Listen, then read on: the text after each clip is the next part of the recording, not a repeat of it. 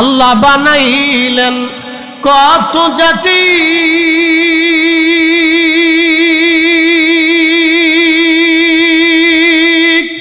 হইল না তোর প্রেম প্রীতি। আল্লাহ বানাইলেন কত জাতি, হইল না তোর প্রেম প্রীতি। অবশেষে মানুষ বানায় প্রেমের কারণে, প্রেমের ডোরি বান্ধরে মাদিনার শনে। প্রেমের ডোরি বান্ধরে মাদিনার শনে। মানুষ বানাইছে আল্লাহ প্রেমের কারণে, বলেন মানুষ বানাই প্রেমের ডোরি বান্ধরে মাদিনার শনে। আল্লাহ জিন বানাইলেন, জিনদের সাথে আল্লাহর প্রেম হয় নাই। মানব জাতির আগে পৃথিবীতে একটা জাতি ছিল জিন। জিন জিন ওয়া খালাকাল জান্না মিন মারিজিন মিন নার। আমি জিন সৃষ্টি করেছি আগুনের শিখা থেকে। এই গাইবান্ধাবাসী, গোবিন্দগঞ্জের মুসলমান, ভালো করে শুনে যান। আপনি মোমবাতিতে আগুন জ্বালাইলেন, আগুনের উপরে একটা হলুদ আগুন আসে। মোমবাতির উপরে হলুদ আগুন থাকে, এই হলুদ আগুনের উপরে আর একটা আগুন থাকে, সবুজ সবুজ দেখা যায়। এই সবুজ আগুনের উপরে আর একটা ধোঁয়া ধোঁয়া আগুন থাকে। এই ধোঁয়া দিয়ে জিন জাতি তৈরি করা হয়েছে, যার কারণে জিন জাতি দেখা যায় না। যদি সরাসরি আগুন থেকে বানাইতো তাহলে জিনদেরকে আগুনের মতো দেখা যাইতো। যদি সরাসরি আগুনের উপরে যে সবুজ কালারের আগুন আসে, ওই আগুন থেকে বানাইলে সবুজ সবুজ দেখা যাইতো। ধোঁয়ার থেকে আল্লাহ জিন জাতি বানাইলেন, যার কারণে খালি চোখে জিন দেখা যায় না, সাধারণ চোখে জিন দেখা যায় না। তবে জিন আল্লাহর দুনিয়াতে আছে। যদি জিন অস্বীকার করেন তাহলে আল্লাহর কোরআন অস্বীকার করা হবে। আল্লাহ বললেন ফাবি আইয়ি আনাই রাব্বিকুম তুকাযিবান।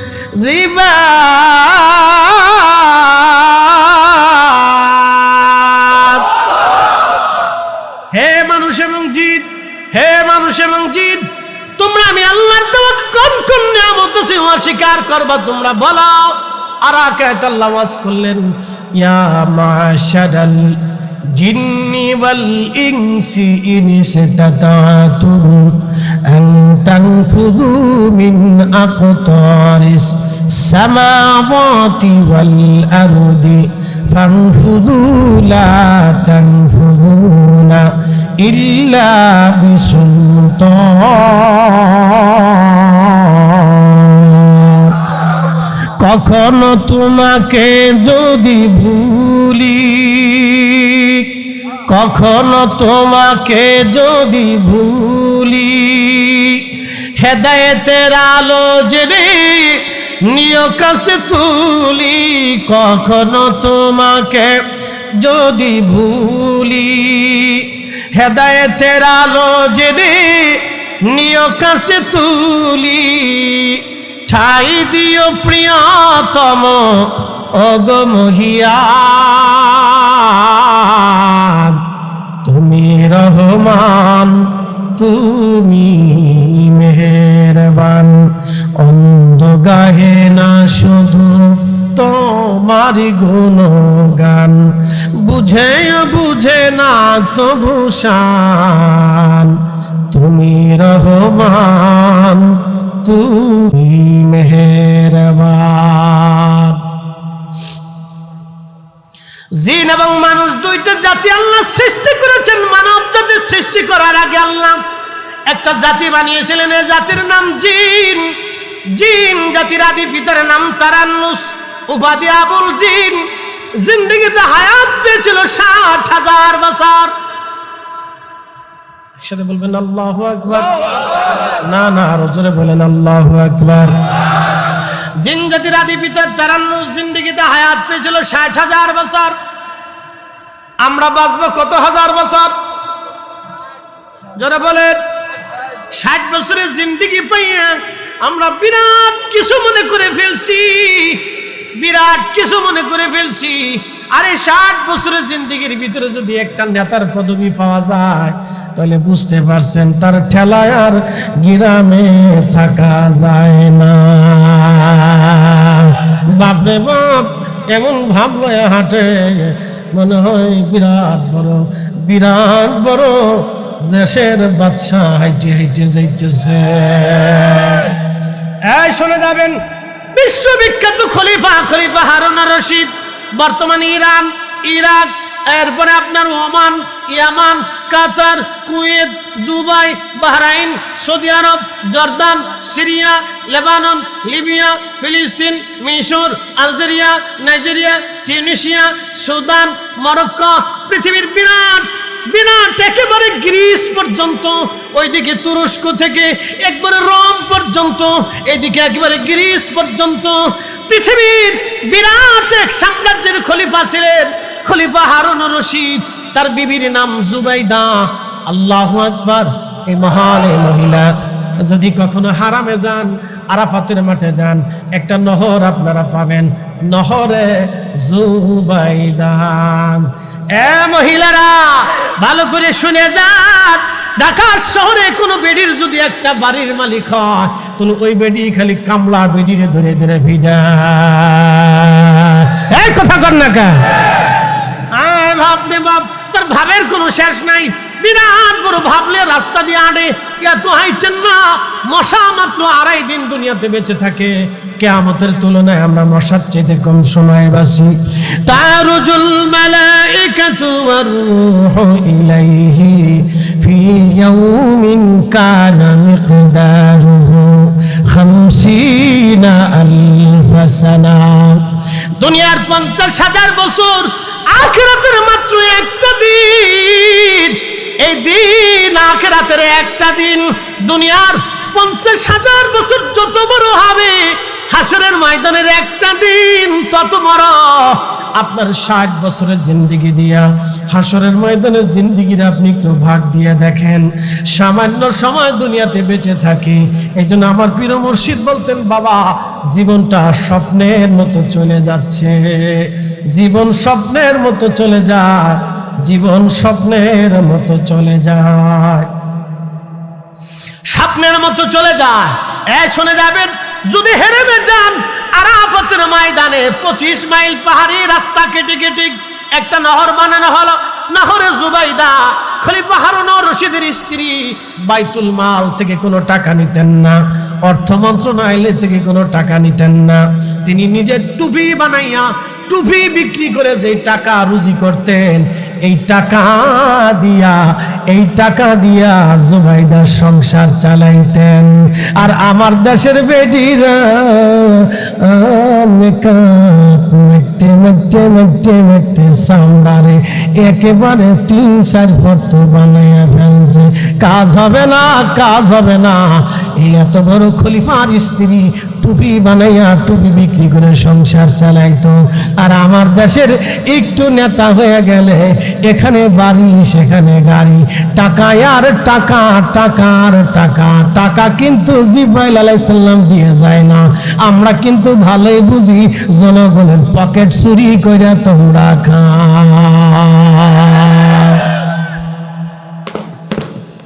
উচিত কথায় মাই বাজার, গরম ভাতে বিলাই বাজার, ডাল ভাতে কুটুম বাজার ধরা পড়বা কিন্তু একদিন। মেহেশ্বরের মাঠ, এই রাষ্ট্রের সম্পদকে কেউ যদি 1 টাকা চুরি করে খায়, আল্লাহি বিল্লাহি তাল্লাহি ও আসমানওয়ালার কসম ও জমিনওয়ালার কসম, এই জমিনের মালিকের কসম, হায়াত মৃত্যুওয়ালার কসম করে বলতেছি, কিয়ামতের ময়দানে 18 কোটি মানুষ তার বিরুদ্ধে মামলা করবে। আল্লাহ, আমার হকের টাকা সে চুরি করে খেয়েছিল, আজকে আমার হক বুঝায় দিতে কম, না দেওয়া পর্যন্ত আমি আজকে ছাড়ব না।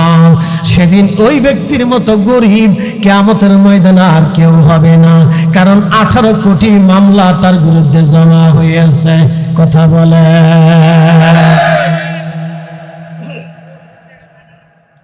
আর মুখ লাগতো না, শব্দ শোনা গেলি স্যার। আমার মুখ দেখতে হলে তাহলে এটা সরাই ফেলতুম, আর এটা সরাইলে তাহলে বুঝতে পারতেছেন ওয়াজ সুলতান, তো বিপদ আছে। সলক যেমনি আছে, একসাথে বলেন আল্লাহু আকবার। আমি কি খারাপ বলতেছি? উচিত কথা একটু বলার দরকার, কথা বলেন ঠিক কিনা? কিছু হক বলতে হয়, না হলে মহা মুশকিল। এই শুনে যান, আমাদের চেতনা কত মুশকিল চেতনা, বাপরে বাপ। আমরা যে কি মুশকিল আছি বলে লাভ নাই, বলে লাভ নাই। আমাদের এখনো নেগেটিভ চিন্তা ভাবনা এখন আমাদের মস্তিষ্ক থেকে বের হয় নাই। অনেক বাদ চিন্তা মানুষের মস্তিষ্কের ভিতরে, বাঙালিদের মস্তিষ্কে অনেক নেগেটিভ খারাপ চিন্তা ভাবনা আমাদের দেশের অধিক মানুষের মস্তিষ্কে। সবসময় শুধু বইতেই থাকে, বইতেই থাকে, বইতেই থাকে। মনে হয় রক্তের সাথে মিশে গেছে। পেঁপের ভিতরে ইনজেকশন মেরে দিয়ে পেঁপে পাকাচ্ছে, বুঝতে পারছেন? বাঙালি, মেড ইন বাংলাদেশ। খাবারে ভেজাল, বিরিয়ানিতে ভেজাল, কুত্তার গোশত চালায় দেয় খাসির গোশতের বদলতে, জিন্দা মুরগির বদলতে মরা মুরগি হোটেলে চালিয়ে দিচ্ছে, মানুষ খাচ্ছে। কি পরিমাণে খাবারের ভিতরে ভেজাল মিয়া! বানাইতেছে আপনার কি ফ্রুট। কয়েকদিন আগে দেখলাম ভিডিওতে, এক অফিসার গেছে মিক্স ফ্রুট, নাম দিছে মিক্স ফ্রুট। একই পেঁপে মিক্স ফ্রুট, 3 রং করছে। রং বুঝছেন? এই পাগড়িতে যে রং দেয়, খাবারের ভিতরে সেই রং দেয়। বলেন, এই পাগড়ির কাপড়ের রং যদি কোনো খাবারে মিশানো হয়, তাহলে সেই খাবারটা এতটাই বিষাক্ত হয় যে ওই খাবার খাওয়ার পরে মানুষের কিডনি পচে, লিভার পচে, ব্লাড ক্যান্সার হয়, মানুষের ফেসমা নষ্ট হয়ে যায়, জিন্দিগি শেষ হয়ে যায়, তার পেশাবের রাস্তা নষ্ট হয়, তার এই পাকস্থলী নষ্ট হয়ে যায়। ধীরে ধীরে ধীরে ধীরে নানান রোগ মানুষের শরীরে বাসা বাঁধে, নিত্য নতুন রোগ মানুষের শরীরে বাসা বাঁধতেছে। বাংলাদেশের মোড়ে মোড়ে কোনায় কোনায় হাজার হাজার শত শত ফার্মেসি, এত ওষুধ, এত ডাক্তার, এত কবিরাজ, তারপরে এদেশের মানুষের রোগ সারে না। বলে কারণ কি? কালকে যদি রাষ্ট্রপ্রধান বলে আগামীকাল থেকে 1 মাসের ভিতরে যারা খাবারে ভেজাল দিবে তাদের হাত কেটে ফেলবো, আল্লাহর কসম করে বলি, বাংলাদেশের মানুষ আগামী 10 বছরের ভিতর সুস্থ হয়ে যাবে। এত হসপিটাল লাগবে না, ঔষধ লাগবে না, খালি যারা খাবারে ভেজাল দিবে ধরে ধরে হাত কেটে দিতে হবে। কথা বলেন ঠিক কিনা?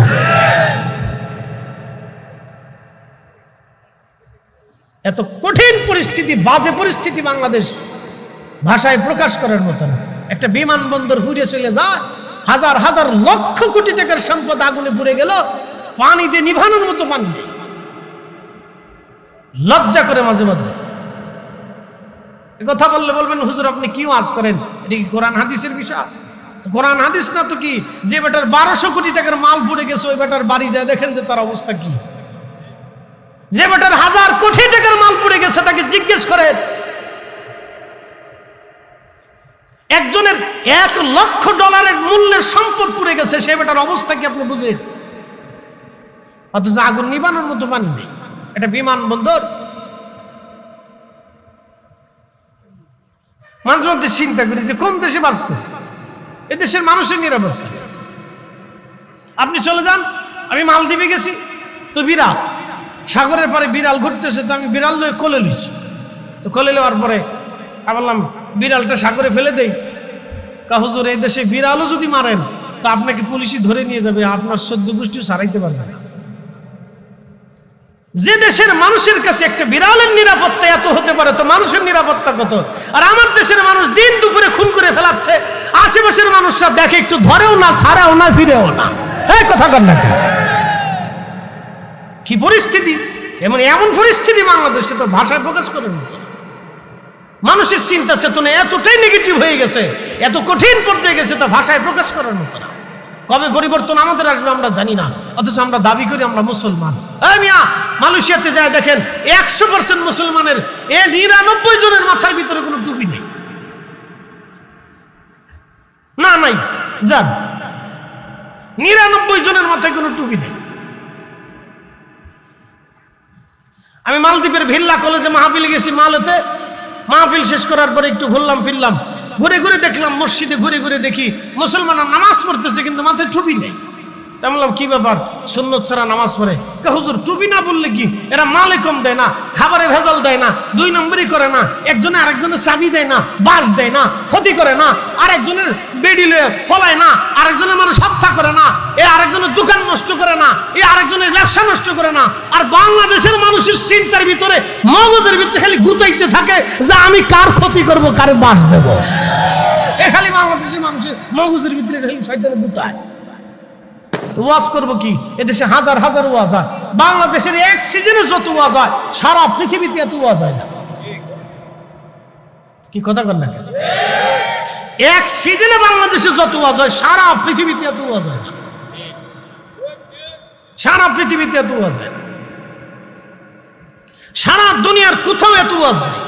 পৃথিবীর উন্নত দেশগুলিতে যায় দেখেন, ওরা খাওয়ার আগে মদ খায়, খাওয়ার পরে মদ খায়, খাওয়ার ভিতরে মদ খায়, অত চুরি করে না, ডাকাতি করে না।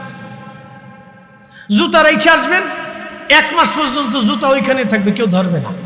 আর আমরা বাংলাদেশে বাপরে বাপ, মসজিদের বাক্স ভাঙিয়ে টাকা চুরি চুরি করে নিয়ে যায়। এটি কি কুত্তায় লয় না হনুমানে লয়ে যায়? কেটাই লয় তো, মানুষ লয় তো। কোন মানুষ নেয়? হিন্দুরা আসে, বৌদ্ধরা আসে, খ্রিস্টানরা আসে, তো কারা নেয়? মুসলমানের বেটা নেয়, মুসলমানের ছেলে নেয়। কি কথা কর না? হ্যাঁ, মুসলমানই নেয়। তেয়াতু ওয়াজ করে আমরা কি করতে পারছি? কিচ্ছু পারিনি। এদেশের মানুষের পরিবর্তন হয় না, এ খালি ওয়াজ শুনেই চলে যায় না, কোনো পরিবর্তন হয় না। অনেক বড় অসুস্থতা আমাদের, অনেক বড় অসুস্থতা। এই জন্য শিক্ষা ব্যবস্থা একেবারে তৃণমূল পর্যায় থেকে লাস্ট পর্যন্ত, মাস্টার্স পর্যন্ত নীতির উপরে আনতে হবে, মানবিকতার উপর আনতে হবে, একেবারে প্র্যাকটিক্যাল শিক্ষার উপর আনতে হবে। আমার দেশের একটা ক্লাস 1-এর বাচ্চা, আমার দেশের ক্লাস 1-এর একটা বাচ্চা, সে স্কুলে যায়, তার মা বই টানতে টানতে মার জান শেষ হয়ে যায়। 5টা 6টা বই, এত বই দিয়ে ওই ক্লাস 1-এর বাচ্চারা কি পড়াইতো? হ্যাঁ, ক্লাস 1-এর বাচ্চারা শিখিয়ে দেবে রাস্তা কেমনে পার হয়, মানুষের সাথে কিভাবে আচরণ করতে হয়, ভিক্ষুক আসলে তার সাথে কিভাবে কথা বলতে হবে, আদান প্রদান কেমনে করতে হবে, মিথ্যা বলা যাবে না, সকলখুরি করা যাবে না, কাউরে ঠকানো যাবে না, বড়দের সাথে সুন্দর আচরণ করতে হবে। এই শিক্ষা ব্যবস্থা আমাদের দেশে নাই। আছে খালি আওলা জাওলা, পড়াচ্ছে তো পড়াচ্ছে, মা বই টানতে টানতে সকালবেলা তো দুপুর পর্যন্ত মা বসে থাকে। বেটিরা যখন এক জায়গায় 10-15 জন বসে থাকে, বাপরে বাপ, দুনিয়ার এমন ক্যাসাল। আমি নাম দিছি BBC নিউজ, ব্যাটারি ছাড়া, ব্যাটারি ছাড়া BBC নিউজ।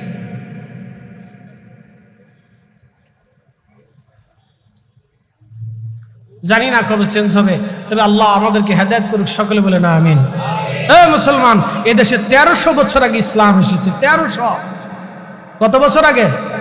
1300 বছর আগে হযরত বাইজিদ বুস্তামি রাহিমাহুল্লাহ চট্টগ্রামে এসেছিলেন। তার 100 বছর পরে হযরত বদর শাউলিয়া, গরিবুল্লাহ শাহ, মিসকিন শাহ চট্টগ্রামে এসেছিলেন। তার 300 বছর পরে হযরত শাহজালাল ইয়ামানি 360 জন নিয়ে তিনি সিলেটে এসেছিলেন। তার 300 বছর আগে হযরত আল্লামা কামরুদ্দিন রুমি নেত্রকোনাতে এসেছিলেন, ময়মনসিংহে এসেছিলেন। তারও 100 বছর পরে হুজুর মহিউদ্দিন আব্দুল কাদের জিলানীর নাতি সন্তান তিনি সিরাজগঞ্জে এসেছিলেন, বগুড়াতে এসেছিলেন, রাজশাহীতে এসেছিলেন। পৃথিবীর যে স্থানে ওলিরা গিয়েছে আল্লাহ সেখানে কালেমা পাঠিয়েছে, যেখানে ওলিরা গেছে সেখানে কালেমা গেছে। আমি সেই মালয়েশিয়ার মালাক্কা সাগরের প্রণালীর দ্বীপের ভিতরে হুজুর মহিউদ্দিন আব্দুল কাদের জিলানীর সন্তান সুলতানুল আরিফিন ইসমাইল হাক্কি, ইসমাইল বুগদাদিল হাসানুল হুসাইনের মাজার জিয়ারত করে এসেছি। একটা সাগরের দ্বীপের ভিতরে বসে বসে মালয়েশিয়া, ইন্দোনেশিয়া, ব্রুনাইতে কালেমার বীজ তারা বপন করেছিলেন। হযরত ইব্রাহিম ইস্কান্দারি রাহিমাহুল্লাহর হাতে মালদ্বীপে একদিনে হাজার হাজার মানুষ কালেমা পড়ে মুসলমান হয়েছিল। এই মুসলমানরা গাইবান্দাবাসী, ওলিদেরকে আল্লাহ যেখানে পাঠিয়েছে, ওলিদের সাথে আল্লাহ ইসলাম পাঠিয়েছে, কালেমা পাঠিয়েছে। কথা বলে ঠিক?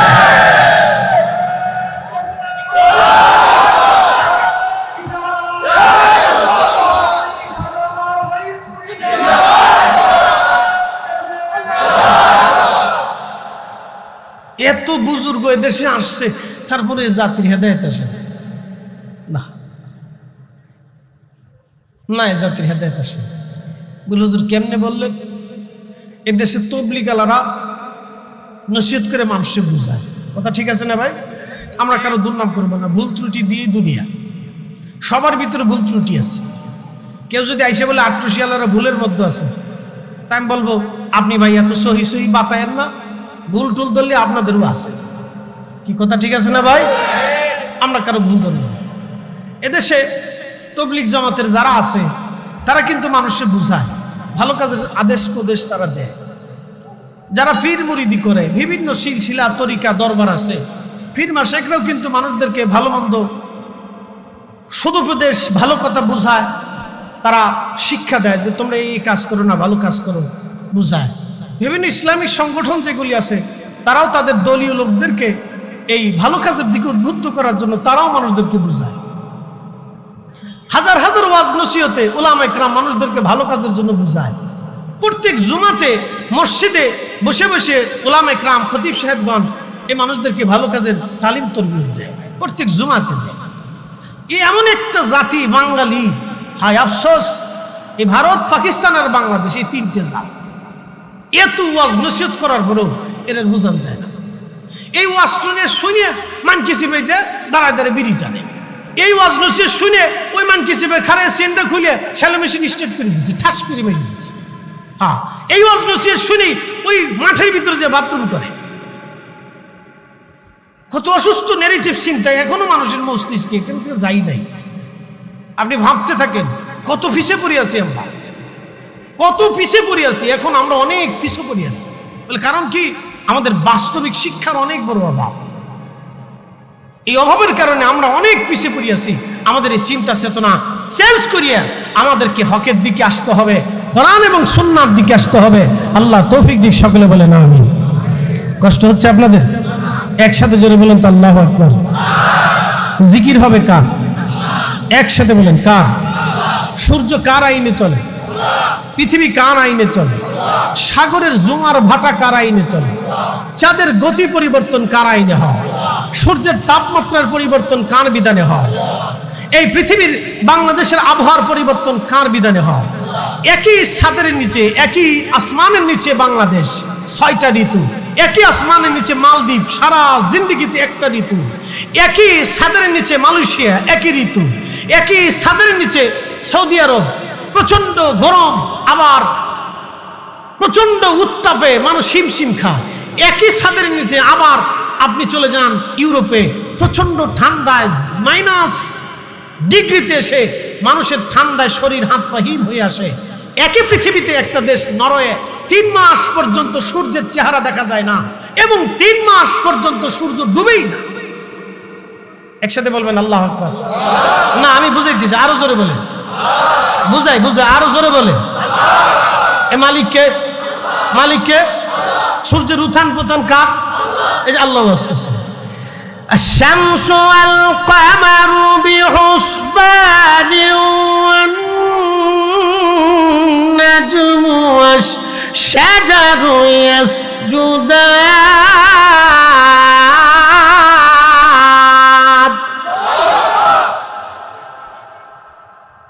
চাঁদ এবং সূর্য তার নির্দিষ্ট কক্ষপথে পরিভ্রমণ করে। আশ-শামসু তাজরি লিমুস্তাকাররিন লাহা, সূর্য তার নিজের কক্ষপথে পরিভ্রমণ করে।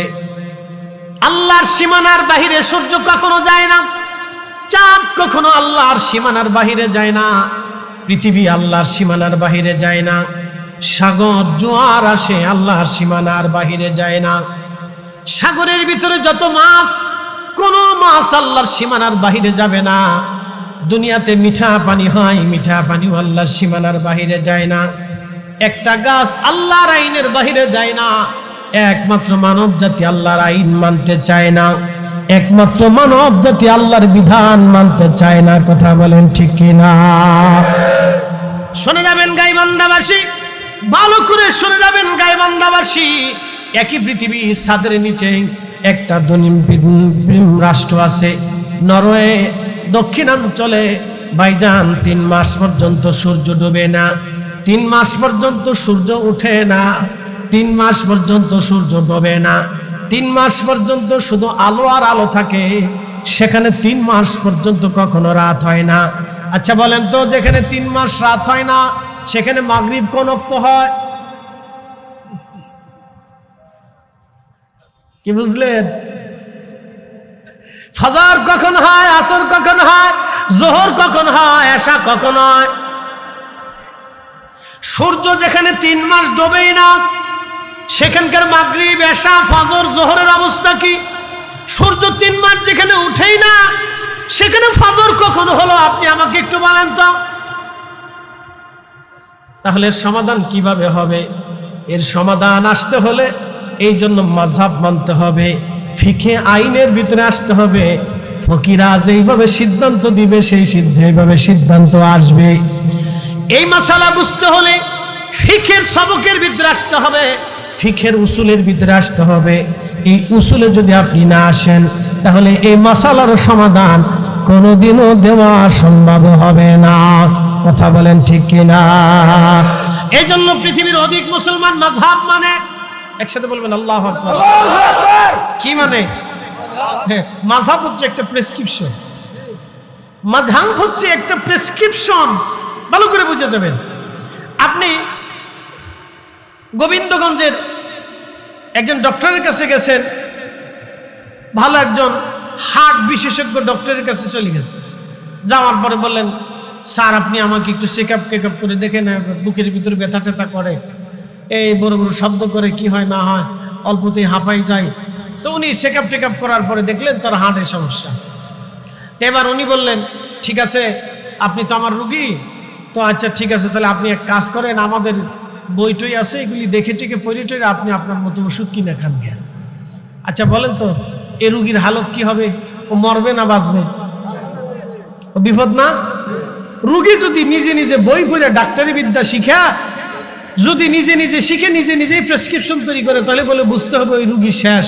তো ঠিক কোরআন সুন্নাহর মহাসাগরে কোন ব্যক্তি যদি বলে যে আমি কোনো মাযহাব মানি না, কোরআন হাদিসই আমার জন্য যথেষ্ট, তাহলে আপনি নিজে নিজে একা একা কোরআন হাদিস বুঝতে যাইয়া আপনি মহাসাগরের ভিতরে সাঁতার কাটতেই থাকবেন, জীবনে কোনোদিন কুল কিনারা খুঁজে পাবেন না। কারণ আপনি চালান রিক্সা, আপনি চালান দিন মজুরি করেন, আপনি জেনারেল শিক্ষিত, আপনি প্রফেসর, আপনি অধ্যক্ষ, ভাবলাম আপনি সাইকুল হাদিস। তো কি সাইকুল হাদিস হয়েছেন? আগের যুগের বড় বড় সাইকুল হাদিসরা 1 লক্ষ হাদিসের হাফেজ না হইলে তাকে হাফিজুল হাদিস বুঝতো না, এবং তাদের দর্শে ওইরকম ছাত্র ছাড়া বসাইতই না। আর আপনি হিসাব করলে তো আমাদের দেশে সাইকুল হাদিস যারা আছে তারা ওই সমস্ত মুহাদ্দিসদের দর্শের উপযুক্ত কোনো ছাত্রই হওয়ার যোগ্যতা নাই। তাহলে সেই জমানার বড় বড় মুহাদ্দিস হাফিজুল হাদিসরা মাযহাব ফলো করে আইম্মায়ে কিরামের ডিসিশনকে ফলো করেছে। এমনকি ইমাম বুখারীর মতো হাফিজুল হাদিস, যিনি 10 লক্ষ হাদিসের হাফিজ ছিলেন, ইমামুল মুহাদ্দিসিন যাকে বলা হয়, আমিরুল মুমিনিনা ফিল হাদিস যাকে বলা হয়, হাদিসের জগতের আমিরুল মুমিনিন যাকে বলা হয়, তিনি পর্যন্ত বুখারী শরীফে নিজের সিদ্ধান্ত না দিয়ে ইনি হযরত ইমাম আবু ইদ্রিস আশ-শাফিঈ রাহিমাহুল্লাহর সিদ্ধান্ত লিখতে যায় লিখেছেন, ক্বালা ইমামুশ শাফিঈ নিজে নিজে প্রেসক্রিপশন তৈরি করেন নাই, উনি ইমাম শাফিঈর প্রেসক্রিপশন মেনেছে। এই জন্য আমরা যারা হানাফি আছি আমরা নিজেরা প্রেসক্রিপশন তৈরি করি না। আমরা কোরআন হাদিস বুঝতে হলে আমাদের মাযহাবের আইম্মায়ে কিরামের সিদ্ধান্ত অনুযায়ী কোরআন হাদিস বুঝি। কথা বলেন ঠিক না? এটা আমরা রাইছি বেদাতি বানাই, বাতাস লাগতো না, আমরা রাইছি বেদাতি বানাই। যত ফাগলের আমদানি দেশের ভিতরে, যত ফাগলের আমদানি দেশের ভিতরে।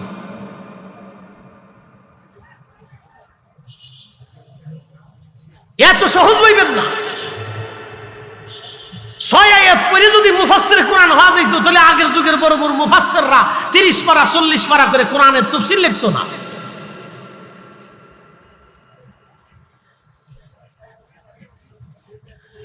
মুসলমান গোবিন্দগঞ্জবাসী ভালো করে শুনে যাবেন, আমাদের এই নেগেটিভ চিন্তা থেকে বের হয়ে আসা লাগবে। আগের যুগের বড় বড় উলামা ফুদালা যারা ছিলেন তাদেরকে সম্মান করতে হবে, তাদের পথ অনুসরণ করতে হবে, তাদের ডিসিশনগুলি মেনে মেনে চলতে হবে।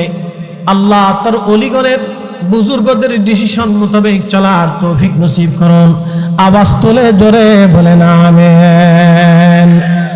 বন্ধু গাই বন্দাবাসী ভালো করে শুনে যাবেন। আমি প্রথমে বলেছিলাম ফাযকুরুনি আযকুরুকুম ওয়াশকুরুনি ওয়ালা তাকফুরুন। আল্লাহ বলেন আমাকে স্মরণ করো, আমি তোমাকে স্মরণ করব। একসাথে বলবেন আল্লাহু আকবার। তাহলে আল্লাহকে স্মরণ করলে আল্লাহ আমাদেরকে কি করে? আল্লাহ স্মরণ অর্থ কি? আল্লাহ স্মরণ অর্থ হলো আল্লাহ আমাদের সমস্ত যাবতীয় গুনাহ আল্লাহ মাফ করে, আমাদের উপরে আল্লাহ সাকিনা নাজিল করে, আমাদের আবদার সামাগুলি আল্লাহ দরজা থেকে আল্লাহ পুরা করে। এই জন্য ফাযকুরুনি, আল্লাহ শর্ত দিছে আমাকে স্মরণ করো, আমি তোমাকে স্মরণ করি। ওয়াশকুরুলি, তুমি আমার কৃতজ্ঞ হও। ওয়ালা তাকফুরুন, নাফরমান হইও না। এই আমার দিকে তাকাবে। মানুষ বড় অকৃতজ্ঞ, আবার বুঝেন মানুষ বড় অকৃতজ্ঞ, আবার বুঝেন মানুষ অনেক বড় অকৃতজ্ঞ। হ্যাঁ, মানুষ অকৃতজ্ঞ। আপনি কুত্তা খাওয়াবেন, ও মরে যাবে, আপনার দরজা পাহারা দিবে, কিন্তু আপনার সাথে বেঈমানি করবে না। সন্তানের পিছনে একটা বাবা 25 বছর পরিশ্রম করে, শেষ পর্যন্ত এই সন্তান বাবা মার সাথে বেঈমানি করে। কথা ঠিক আছে না ভাই? এই সন্তান বাবা মার সাথে বেঈমানি করে। একটা মা সন্তানের পিছনে 40 বছর পরিশ্রম করে, শেষ পর্যন্ত এই সন্তান বাবা মাকে বৃদ্ধাশ্রম পাঠায়। এটা মানুষ অনেক বড় অকৃতজ্ঞ। তো যেই মানুষ নিজের বাবা মার সাথে অকৃতজ্ঞ করে, সেই মানুষটাই আবার রবের সাথে অকৃতজ্ঞ হয়। বলে কেমনে? হ্যাঁ, আল্লাহ রাব্বুল আলামিন খোদার ঘর মসজিদ থেকে আযান দিল, হাইয়া আলাস সালাহ,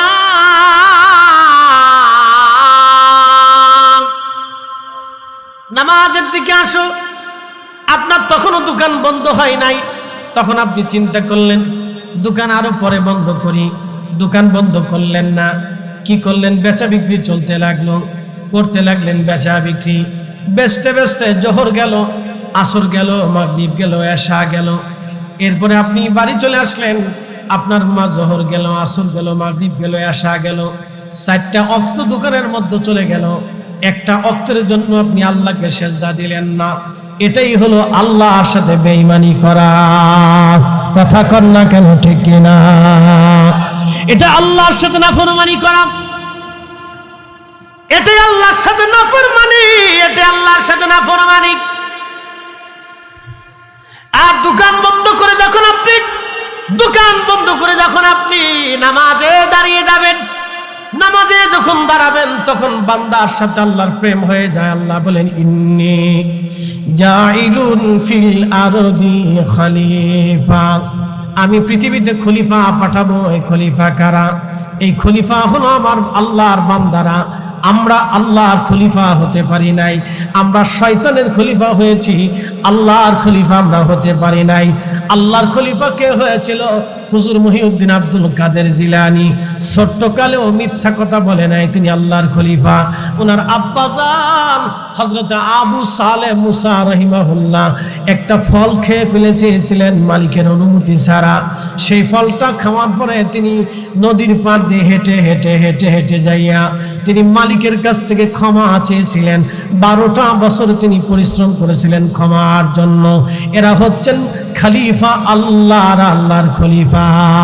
4 মাযহাবের 4 ইমাম, 4 তরিকার 4 ইমাম, উলামায়ে মুতাকাদ্দিমিন মুতাআখিরিন, ইমাম বুখারী, ইমাম মুসলিম, ইমাম নাসাই, ইমাম ইবনে মাজাহ, ইমাম তিরমিজি, ইমাম আবু দাউদ, ইমাম হাকিম, ইমাম যাহাবি, ইমাম ইবনে কাসির, ইমাম সুয়ুতি, ইমাম হাজার আসকালানি, মোল্লা আলী কারি মাক্কি, ইমাম হাজার হাইতিমি আশ-শাফি, পৃথিবীর বড় বড় বড় বড় হাদিসের ইমাম, ফিকহের ইমাম, তাফসীরের ইমাম, বড় বড় আইম্মা ইকরাম, বড় বড় বুজুর্গ, আল্লাহর ওলিরা, হযরত বাইজিদ মুস্তামি, আবুল হাসান খারকানি, আলিফ আহমদ তুসি, হযরতে খাজা বাহাউদ্দিন নশমান বুখারী, খাজা বাকিবিল্লাহ, খাজা আলিফ আহমদি, খাজা এমকাঙ্গি, হযরতে মুজাদ্দিদ আল ফিসানি, শেখ আব্দুল হক মুহাদ্দিস দেহলভী, শাহ ওয়ালিউল্লাহ মুহাদ্দিস দেহলভী, শাহ আব্দুর রহিম মুহাদ্দিস দেহলভী, আব্দুল্লাহ কেবারাবাদী, শেখ আদম বিন নূরি, শাহ আব্দুল আজিজ মুহাদ্দিস দেহলভী, সৈয়দ আহমদ বেরেলভী, আদম বিন নূরি, হযরত নূর মুহাম্মদ নিজামপুরি, শাহ সুফি ফতিল রসুল নামা, শাহ জালালি আমিনী মুজাররদি, হযরত বদর শাহ আউলিয়া কামরউদ্দিন রুমি, দুনিয়ার যত ওলিরা সব ওলিরা আল্লাহর খলিফা, আল্লাহর খলিফা, আল্লাহর খলিফা, কারণ তাদের সাথে আল্লাহর প্রেম হয়েছে, প্রেম হয়েছে। কথা বলেন ঠিক কিনা? আমরা কার খলিফা? আমরা যে শয়তানের খলিফা। হ্যাঁ, শয়তানের খলিফা। কত বড় শয়তানের খলিফা জানেন? কালকে ভিডিওতে দেখলাম, কয়েকদিন আগে, এক ভদ্রলোকের মাথায় টুপি, সুন্দর টুপি, মুখে দাঁড়িয়ে আছে, সুন্দর টুপি, মুখে দাঁড়িয়ে আছে। এ লোকে ব্যবসা করে, খাবারের ভিতরে রং মিশায়, রং দিয়ে খাবার কালার করে। খাবার দাবার যা খাবেন বুঝে সুঝে খায়, যত শিকসাক ভিতর ভেজা। বাঙালিদের একটা স্বভাব হলো, শক শক করলে মনে করি এটা শোনা ভালো কলা, যেটা ফরমালিন ছাড়া এটা খাবে না। ফরমালিন দিয়ে যে কলারে সুন্দর করে সাজানো হয়, পাকানো হয়, বাঙালি এটা পছন্দ করে। আম যেটা ফরমালিন মুক্ত এটা খাবে না, দামও জিজ্ঞাসা করে না, এটা ভালো না।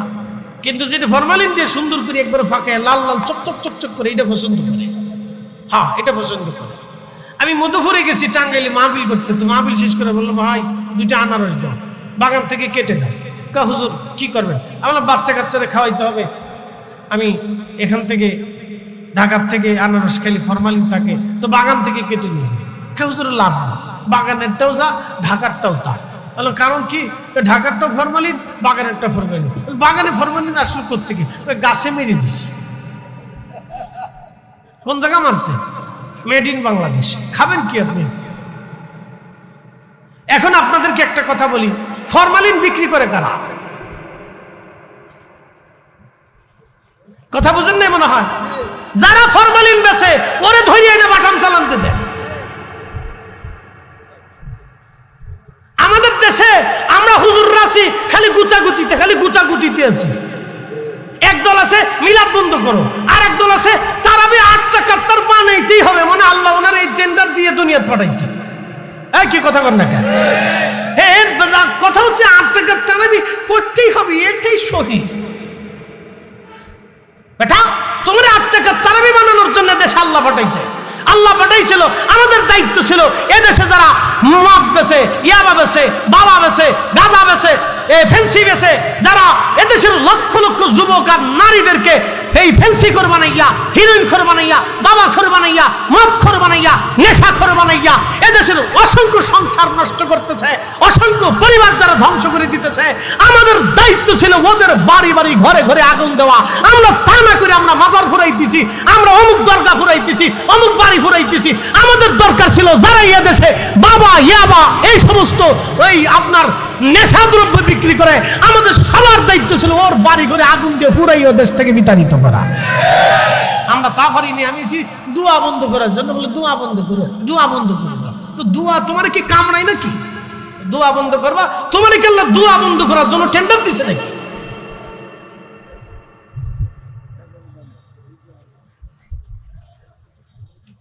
কষ্ট হইতেছে আপনাদের? উচিত কথার ভাত নাই। হ্যাঁ, উচিত কথার ভাত নাই। আল্লাহ এই জন্য আমরা আলেমদেরকে পাঠাইছেন। আল্লাহ কোরআনে বলছেন, ইন্নাল্লাহ, আমি রাব অবশ্যই, ইয়ামুরু বিল আদল, তোমাদেরকে নির্দেশ দিচ্ছি তোমরা পৃথিবীতে ইনসাফ প্রতিষ্ঠিত করবে। একসাথে বলবেন আল্লাহু আকবার। কি প্রতিষ্ঠিত করবে? না জোরে বলে, হ্যাঁ হয় না, আরো জোরে বলে, আরো জোরে বলে, আরো জোরে বলে। কোরআন 40 বছর নাজিল হয়েছিল। কোরআন 40 বছর বয়সে কোরআন এসেছিল আমার রাসূলের দরবারে। 40 বছর পর্যন্ত আল্লাহ রাসূলের কি কাজ ছিল জানেন? 40 বছরে কোরআন আসে নাই, 40 বছরে নামাজ আসে নাই, 40 বছরে রোজা আসে নাই, 40 বছরে হজ আসে নাই, 40 বছরে যাকাত আসে নাই, 40 বছরে জিকির আসে নাই, 40 বছরে শরিয়াত আসে নাই, 40 বছরের হালাল হারামের কোন আইন আল্লাহ রাসূলের কাছে আসে নাই। তো 40 বছর রাসূল কি করেছিলেন? 40 বছরে একটা মিথ্যা বলেন নাই, আমানতের খেয়ানত করেন নাই, কাউকে গালি দেন নাই, কাউকে আঘাত করেন নাই, কাউকে অভুক্ত থাকতে দেন নাই। হিলফুল ফুজুল সংগঠন তৈরি করে আল্লাহর নবী যুদ্ধ বিগ্রহ বন্ধ করলেন, ক্ষুধার্তর ঘরে খাবার দিলেন, অভুক্তর ঘরে খাবার দিলেন, আশ্রয়হীনকে আশ্রয় দিলেন, দরিদ্র মানুষের যার পোশাক ছিল না তাকে পোশাক দিলেন, এতিমের আশ্রয়স্থল হয়ে গেলেন এবং ক্ষুধার্ত মানুষের ঘরে খাবার পৌঁছাইলেন। আল্লাহর নবী 40 বছর পর্যন্ত শুধু মানুষের জন্য কাজ করেছেন, শুধু মানবতার মুক্তির জন্য কাজ করেছেন, শুধু মানবতার মুক্তির জন্য কাজ করেছেন। কথা বলেন ঠিক না বেঠে? আমরা করছি কি? আমরা কি করছি? কিচ্ছু করতে পারি। কষ্ট হয় আপনাদের? ধরে বলেন ওয়াজ করলে কি লাভ, শুনলে কি লাভ? লাভ হবে তার আমলে, আমলেও লাভ হবে না নবী প্রেম না থাকলে দিলে। নবী প্রেম থাকলে দিলে লাভ হবে কম, আমলে সুপারিশ করবে নবী রোজ হাসরের ময়দানে। জ্ঞানী যারা বুঝে তারা শুধু ইশারায় নাদানের বুঝাইতে পারে আছে কে কোথায়। জ্ঞানীর মতো জ্ঞানী হলে অল্প কথাই বুঝে, কচুর মতো কচু হলে অল্প জালে সিজে। গাইবান্ধাবাসী 40টা বছর আল্লাহ নবীজি মিথ্যা বলেন নাই। তিনি এমন একটা জীবন্ত ব্যাংক ছিলেন, সুইস ব্যাংক থেকে টাকা চুরি হয়ে যেতে পারে, বিশ্ব ব্যাংক থেকে টাকা ডান বাম হতে পারে, বাংলাদেশ থেকে টাকা চুরি হয়ে যায়, বাংলাদেশ ব্যাংক থেকে টাকা চুরি হয়ে যায়। কিন্তু রাহমাতুল লিল আলামিন জীবন্ত এমন একটা ব্যাংক ছিলেন। মক্কার কাফেররা ওই সময় যারা জীবন্ত নারীদেরকে, কন্যা সন্তানদেরকে হত্যা করত, যদি কোনোদিন হেরেমে যান, আমি ঠিকানা বলে দিচ্ছি, গাইবান্ধাবাসী ইব্রাহিম খলিল রোড দিয়ে যদি আপনি আগায় যান, বাম পাশে পাবেন জাবালে অমর। যদিও সেই পাহাড় এখন আর নাই, পাহাড় কেটে হোটেল করা হয়েছে। জাবালে অমরের পাশ দিয়ে হেঁটে হেঁটে আসার পরে আপনি হেরেমের ডান পাশে রেম পাবেন। সামনে আসার পরে একটা পরিত্যক্ত জায়গা পাবেন। এই পরিত্যক্ত জায়গার ভিতরে ওই আগের জাহিলিয়াতের জামানার মানুষেরা জীবন্ত নারীদেরকে জীবন্ত কবর দিত, নিজের কন্যা সন্তানকে জীবন্ত কবর দিত। ওই সমাজের মানুষেরা খুন করলে কোনো বিচার আচার হতো না। আজকেও আমরা দেখি খুন হয়, মার্ডার হয়, কোনো বিচার আচার নাই। বাংলাদেশে কত খুন হয়, বিচার নাই। ভাইরে ভাই, কোন দেশে আছি? হাই হাই হাই, এইভাবে যদি চলতে থাকে তাহলে আগামীর বাংলাদেশ, আগামীর সমাজ, আমাদের দেশ, আমাদের রাষ্ট্র ধ্বংসের মুখের দিকে চলে যাবে। এইভাবে চলতে দেওয়া হতে পারে না ভাইজান। আল্লাহর ওলিরা জমিনে এই জন্য আসে নাই। বুরহানুদ্দিনের একটা সন্তানকে জবাই করার কারণে শাহজালাল ইয়ামানি মুজাররিদি তিনি দিল্লি থেকে চলে আসলেন, খোদার জমিনে খোদার দিন বাস্তবায়ন করলেন। 360 জন আল্লাহর ওলি নিয়া, এক কোরআন, এক আইন, এক পথ, এক মত, এক রসুল, এক কিয়াম, এক আকীদা, এক ঈমান, এক বিশ্বাস, এক মানহাজ। 360 জনের ভিতরে ভিন্ন কোনো মানহাজ ছিল না। তাদের উদ্দেশ্য ছিল এক, কথা ছিল এক, মত ছিল এক, পথ ছিল এক। এখন আমরা বাংলাদেশে আলেম হয়েছি 60 লক্ষ, দল হয়েছে 30টা।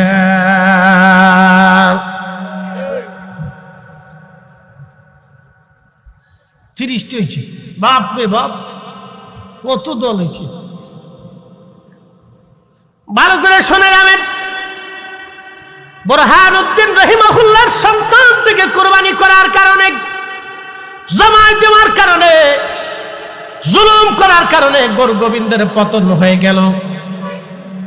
রাজা পৃথ্বীরাজ খাজা বাবা আজমিরি রাহিমাহুল্লাহর সাথে বেঈমানি করার কারণে তার পতন হয়ে গেল। পৃথ্বীরাজ যখন জুলুম শুরু করল, পতন হয়ে গেল।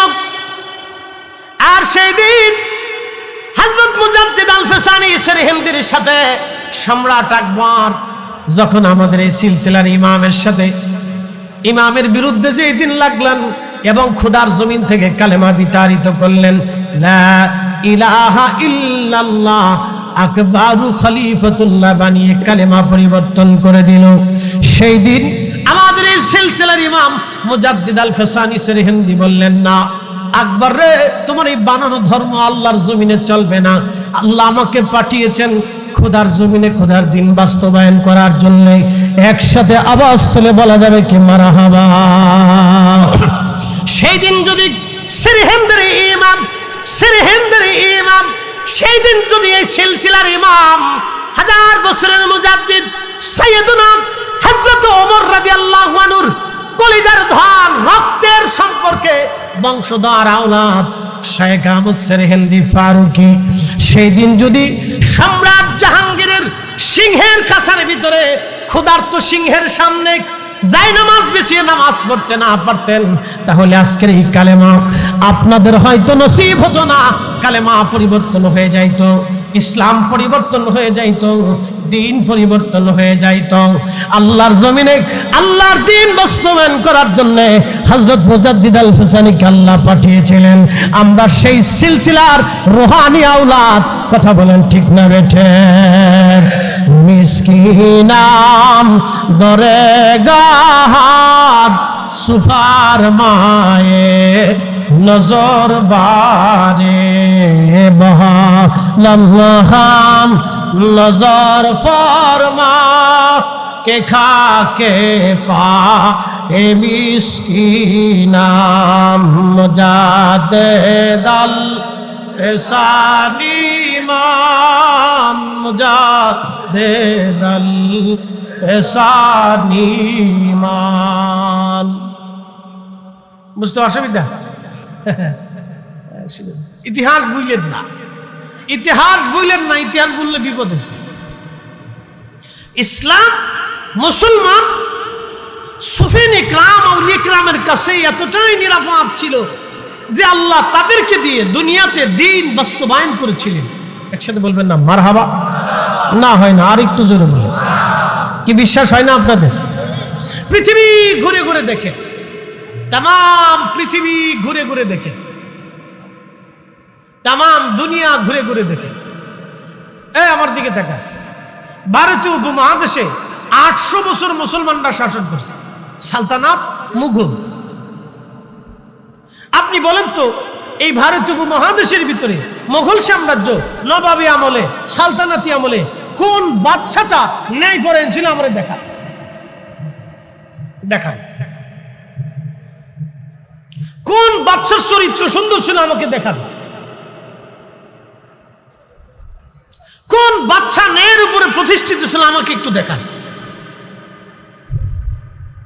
কোন বাদশা মূলত দিন প্রতিষ্ঠিত করার জন্য এসেছিল আমাকে একটু দেখান। দেখান, আপনি ইতিহাস থেকে আমাকে দেখান। 800 বছর ধরে দিনের খেদমত কারা করলো আপনি একটু বুঝেন তো, আমাকে দেখান। দেখেন আপনি সারা এই মুঘল আমল দেখান, সালতানাত আমল দেখান, নবাবী আমল দেখান, ব্রিটিশ আমল দেখান, পাকিস্তান পিরিয়ড দেখান, বাংলাদেশ পিরিয়ড দেখান, আমাকে দেখান। এই যে এখন বাংলাদেশের জন্ম হয়েছে 1971। 71-এর আগে আমরা ছিলাম পাকিস্তান, পাকিস্তানের আগে ছিলাম ব্রিটিশের আগে ছিলাম নবাবী, এরপরে আগে ছিলাম সালতানাত, এরপরে মুঘল। এই যে সালতানাতি মুঘলি, এরপরে বিভিন্ন রাজবংশ, এই বংশ সেই বংশ, হিন্দু শাসন, এই শাসন সেই শাসন, যত শাসন দুনিয়াতে এই উপমহাদেশে 800 বছর 900 বছর ধরে চলতেছে। বলেন কোন রাজা আল্লাহর দিন বাস্তবায়নের জন্য দেশে যুদ্ধ করছে? আমার একটু দেখান একজন দেখান যে যেই রাজা যেই বেটা নারী লোভী ছিল না, আমার একটু দেখান। খুঁজে খুঁজে দেখান, ইতিহাস দেখে দেখান যে এই খলিফা আল্লাহর দিন বাস্তবায়নের জন্য যুদ্ধ করছে। আমরা দেখান উমাইয়াদের ভিতরে দেখান, আব্বাসীয়দের ভিতরে দেখান, এরপরে আপনি দেখেন উসমানীয়দের ভিতরে দেখান, ফাতিমীয়দের ভিতরে দেখান, সেলজুকদের ভিতরে দেখান। পৃথিবীর বড় বড় সাম্রাজ্য, মুসলিম সাম্রাজ্য ছিল, তাদের ভিতরে আপনি আমাকে দেখান। খাওয়ারিজম সম্প্রদায়ের সাম্রাজ্যের ভিতরে আপনি আমাকে দেখান। পৃথিবীতে মুসলিমদের অনেকগুলি সাম্রাজ্য গেছে, একটা ফাতিমীয়, উসমানীয়, এর আব্বাসীয়, এরপরে আপনার কি বলে উমাইয়া, এরপরে গেছে আপনার মুঘল সালতানাত নবাবী, এরপরে আপনার সেলজুক, এরপরে আপনার ছিল খাওয়ারিজম, আরো বহু সাম্রাজ্য পৃথিবীতে গেছে। কে কালেমা প্রতিষ্ঠিত করার জন্য যুদ্ধ করছে আমাকে একটু দেখান। সবাই লোভী ছিল, কেউ নারী লোভী ছিল, কেউ ক্ষমতার লোভী ছিল, কেউ টাকা পয়সার লোভী ছিল। তো মূলত কালেমা মানুষের কাছে কারা পৌঁছাইলো? আরে কালেমা তো আল্লাহর ওলিরা পৌঁছাইছে। সত্যকে অস্বীকার করবেন কিভাবে? খাজা বাবা আজমিরি রহিমাহুল্লাহ সেই দিন যদি কালেমার দাওয়াত না দিতেন, উনার এক কালেমার দাওয়াতে, এক জবানের ওয়াজে, সেই দিন এত মিডিয়া ছিল না, পত্র পত্রিকা ছিল না, সেমিনার ছিল না। আমরা এখন আসছি, আপনারা হাজার হাজার মানুষের সামনে কথা বলতেছি, এত মাইক ছিল না, মিডিয়া ছিল না, ইউটিউব ছিল না, চ্যানেল ছিল না, পত্র পত্রিকা ছিল না, ফেসবুক ফেসবুক ছিল না, কোনো কিচ্ছু ছিল না। খাজা বাবা খাজা বাবা সেই দিন অবিশ্বাসীদের সামনে কেমন ওয়াজ করলেন, কি দাওয়াত দিলেন। ওনার চেহারা দেখে মানুষ কালেমা পড়ে নাই, ওনার কর্ম দেখে, কামালিয়াত দেখে, কর্ম দেখে, কামালিয়াত দেখে, কামালিয়াত কর্ম দেখে একজন না, দুইজন না, 90 লক্ষ মানুষ সেই দিন কালেমা পড়ে মুসলমান হওয়ার কারণে এই উপমহাদেশে কালেমার দরজা খুলেছে। কথা বলে ঠিক না বেঠিক?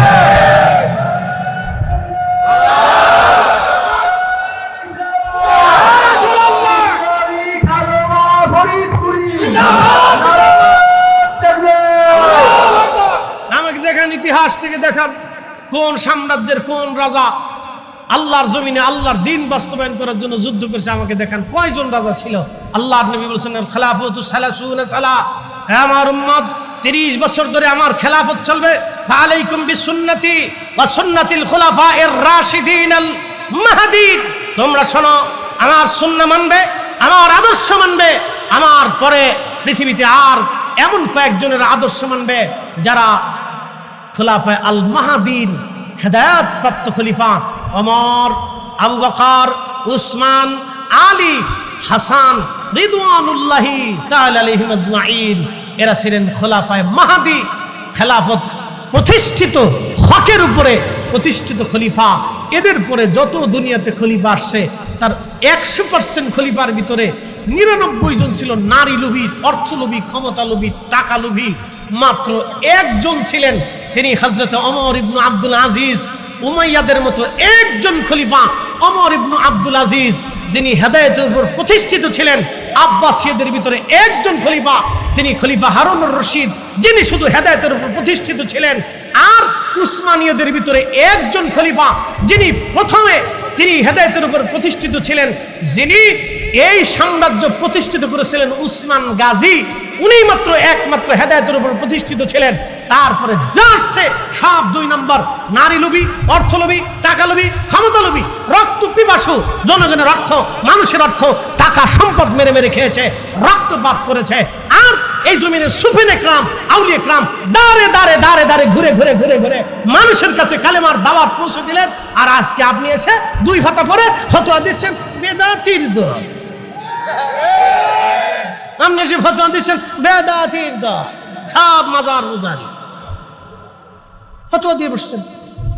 আপনি আমাকে ইতিহাস থেকে দেখান আপনি আমাকে ইতিহাস থেকে পৃথিবীর কোন খলিফা খোলাফায়ে মাহদীন ছাড়া আল্লাহর কোরআন ও রাসূলের তরিকায় রাষ্ট্র পরিচালনা করছে, আমাকে দেখান। কয়জন ছিল দেখেন, 100 জনের ভিতরে কয়জন? 99 জনই নাই, একজন খুঁজে খুঁজে পেতে পারে। তাহলে এই 1400 বছর ধরে ইসলাম কারা প্রচার করলো, দিন মানুষের কাছে কারা পৌঁছাইলো? কোথায় সেই ইউরোপ, কোথায় চেচনিয়া, বসনিয়া, হার্জেগোভিনা, আজারবাইজান, কোথায় সেই আফ্রিকার দুর্গম পাহাড়ি, দুর্গম সেই জঙ্গলের ভিতরে কালেমা কারা পৌঁছাইলো? সাহাবায়ে কেরামের পরে আপনি একটু খুঁজে খুঁজে দেখেন, সাহাবায়ে কেরামের পরে কালেমা এই দুর্ভেদ্য অঞ্চলগুলিতে কারা পৌঁছে দিল? আপনি একটু খুঁজে খুঁজে খুঁজে খুঁজে দেখেন, অবদান আপনি হিসাব করলে পেয়ে যাবেন। এই সব অবদান আউলিয়া কেরামের অবদান। কথা বলেন ঠিক না বেঠিক? অস্বীকার করার কোনো রাস্তা নেই, আপনি অস্বীকার করতে পারবেন। রাজা বাদশা না আসছে, যুদ্ধ জয় করছে, রাজ্য নিয়েছে, এই কারো 30 জন 40 জন দাসী বাদী ছিল, বউ ছিল, কুড়ি সুন্দরী মেয়ে দেখলে বিয়ে করতো, নাহলে ধরে নিয়ে আসতো, ধর্ষণ করতো, আনন্দ ফুর্তি করতো। এই তো এখনো আছে মধ্যপ্রাচ্যের আমির ওমরা যারা আছে, একজনের বউ আছে 30টা, কারো বউ আছে 25টা, কারো 15টা, কারো 17টা। এত বউ দিবে এটা কি করে নিয়ে? হ্যাঁ, এ গরু না মানুষ না জিন, আল্লাহ জানে। বলেন আপনি, উচিত কথার বাত নাই। উচিত কথা বললে মানুষ করছে হুজুরের ওয়াজ বালা না, উচিত কথার বাত নাই। শোনেন, ভালো করে শুনে যান প্রিয় ভাই আমার, আমরা কাউকে মন্দ বলি না, সবার ভিতরে ভুল আছে, কাউকে মন্দ বলি না। কেন আমি কারে মন্দ বলতে যাবো? আমার নিজেরই তো ভুল আছে। তবে একটা কথা শুনে যাবেন, আমরা আউলিয়া কেরামদেরকে ভালোবাসি,